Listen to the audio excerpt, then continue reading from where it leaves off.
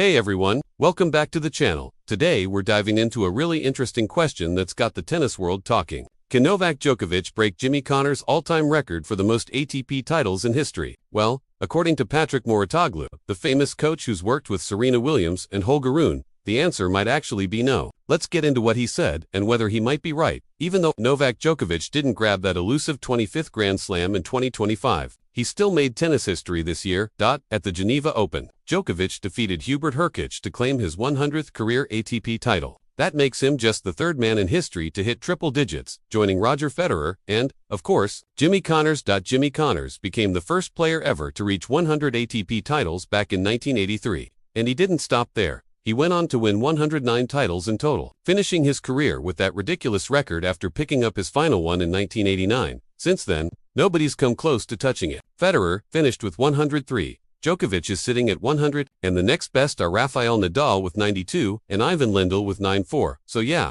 Connors' 109 still stands tall more than 35 years later. But the big question is, can Djokovic, at age 38, catch up? Mouratoglou recently shared his thoughts on Instagram, and he doesn't think so. I think the record of Jimmy Connors will be beaten. Actually, two players are not that far. Roger ended his career not so far from it, and Novak is still playing and is not that far. I don't think Novak will beat it because he's focused only on the Grand Slams, which would mean he would have to win 6 or 7 more Grand Slams. I don't think it's going to happen. And Mouratoglou went on to explain that while Connors' record will eventually fall someday, it's not going to be Djokovic who breaks it. It's a lot. It's a very, very high record. But I think some players in the future will win more than 109 titles in their career. So basically, Mouratoglou is saying Djokovic has the talent, but not the schedule or the focus to get there.